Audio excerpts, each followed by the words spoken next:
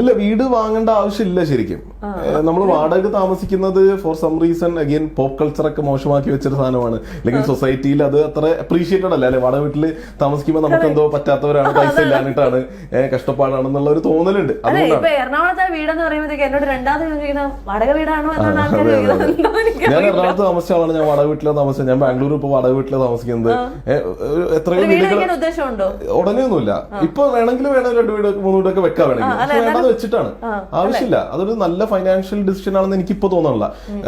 May be ഞാൻ വീട് വെക്കുക എനിക്ക് ഇങ്ങനെ ഒരു 100 വീടൊക്കെ വെക്കാനുള്ള പൈസയോ അല്ലെങ്കിൽ ഒക്കെ വരുമ്പോ ഇതേ കാര്യമാണ് ഞാൻ പലപ്പോഴും പലരിൽ നിന്നും കേട്ടിട്ടുള്ളത്. പക്ഷെ എനിക്കതിനകത്ത് എന്താണ് ഇവര് പറയുന്നത്, നമുക്ക് വീട് വേണ്ടേ എന്ന് പലപ്പോഴും ചിന്തിക്കാറുണ്ട്. ഒരു സാധാരണ മലയാളി ചിന്താഗതി. അതെന്താണ്?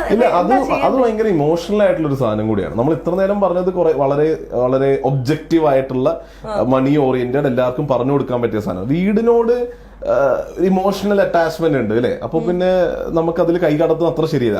അഗൈൻ ആ ഇമോഷൻസിനെ മാറ്റി വെച്ച് വളരെ സ്റ്റാറ്റിസ്റ്റിക്കലി നമ്പേഴ്സ് വെച്ച് പറയുകയാണെങ്കിൽ വീട് വെക്കേണ്ട ആവശ്യം മേ ബി ഉണ്ടാവില്ല. റെന്റ് താമസിച്ചെന്ന് പറഞ്ഞാൽ പൈസക്ക് നഷ്ടമൊന്നുമില്ല. ആൾക്കാർ വിചാരിക്കുന്നത് ഇത്ര ഡൗൺ പേയ്മെന്റ് കൊടുത്താൽ അല്ലെ പിന്നെ EMI എത്ര അല്ലേ പോണുള്ളൂ, ആ റെന്റിന് എന്തായാലും കൊടുക്കണ്ടേ, അങ്ങനെയുള്ള ചിന്തകളൊക്കെ ഉണ്ട്. അത് ഞാൻ ഇപ്പൊ 20,000 രൂപയുടെ ഒരു വാടക വീട്ടിലാണ് താമസിക്കുന്നത്. അപ്പൊ നമ്മൾ ആലോചിക്കുന്നത് എന്താണ്, ബാങ്കിൽ നിന്ന് ലോൺ എടുത്തു കഴിഞ്ഞാൽ ഈ വല്ല 20 or 22 രൂപയായിരിക്കും EMI അടയ്ക്കേണ്ടതുള്ളൂ.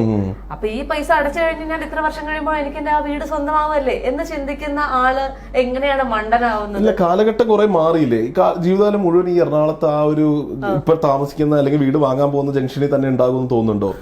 അങ്ങനെ തോന്നുന്നുണ്ടെങ്കിൽ നമ്മൾ നമ്മുടെ ആസ്പിറേഷൻസിനെ നമ്മൾ ലിമിറ്റ് ചെയ്യല്ലേ. We never know where life is going to take us. അപ്പൊ ജീവിതം ഭീകരമായി മാറാം, നമ്മൾ വേറെ നാട്ടിലേക്ക് പോകാം, നമുക്ക് ആ ഒരു ഫ്രീഡം കൊടുക്കണ്ടേ. അപ്പൊ വീട് നമ്മൾ അങ്ങനെ പിൻ ചെയ്യുക കൂടിയല്ലേ ഒരു സ്ഥലത്തേക്ക്. അതിന്റെ ആവശ്യമുണ്ടോ ശരിക്കും? അത് മാത്രമാണോ ഈ പറയുന്നതിനകത്തുള്ള ഒരു ലോജിക്? അത് മാത്രമല്ല, ഈ പറയുന്ന പൈസേനെ നമുക്ക് അല്ലാതെ ബുദ്ധിപരമായി വേറെ സംഭവങ്ങളിൽ ഉപയോഗിച്ചാൽ ബെറ്റർ ഗ്രോത്ത് കിട്ടും. വീടിൽ അത് അവിടെ സ്റ്റക്കായി പോവുകയാണ്. വീട് ഒരു അസറ്റ് അല്ല എന്ന് പറയുന്നത് അതിന് ലിക്വിഡേറ്റ് ചെയ്യാൻ പറ്റില്ല. നമ്മൾ കുറെ പൈസ കൊടുത്ത് അത് വാങ്ങിച്ചു, നമുക്ക് എന്തെങ്കിലും ആവശ്യം വന്നാൽ ആ വീട് വിറ്റാന്നൊക്കെ പറഞ്ഞാൽ ഭയങ്കര പാടുള്ള സംഭവമാണ്. അപ്പം ഒട്ടും ലിക്വിഡേറ്റ് ചെയ്യാൻ പറ്റില്ല. Cash flow ഇങ്ങോട്ടില്ല. ഇൻഫാക്ട് അങ്ങോട്ടേക്ക് അതിനെ മാനേജ് ചെയ്യാൻ അങ്ങോട്ടേക്ക് പൈസ ഇടണം. നമ്മൾ പറയുമ്പോൾ റെന്റ് എന്നൊക്കെ കൂട്ടുള്ളൂ. റെന്റും എന്താ പറയാ EMI കമ്പയർ ചെയ്യും. വീടാവുമ്പോ EMI പുറത്ത് അതിനെ മാനേജ് ചെയ്യാനും അതിനെ നിലനിർത്താനും ഒക്കെ വേറെ കുറെ ചെലവുകളുണ്ട്. അതിപ്പോ നമ്മുടെ ഫ്ലാറ്റ് ആണെങ്കിലും അല്ലെങ്കിൽ റെന്റ് ആണെങ്കിലും അതിനെ നിലനിർത്താനുള്ള ചെലവുകൾ നമ്മൾ എടുക്കണ്ടേ? അല്ല, വീടിന് റെന്റ് താമസിക്കുമ്പോ ഓണർ ചെയ്തരില്ലേ? എന്തെങ്കിലും പൊട്ടിയാ വിളിച്ചാലൊക്കെ ഓണർ വിളിച്ചാൽ പോലെ ഓണർ ചെയ്തരില്ലേ? ഓണറെ മണ്ടനാക്കാൻ.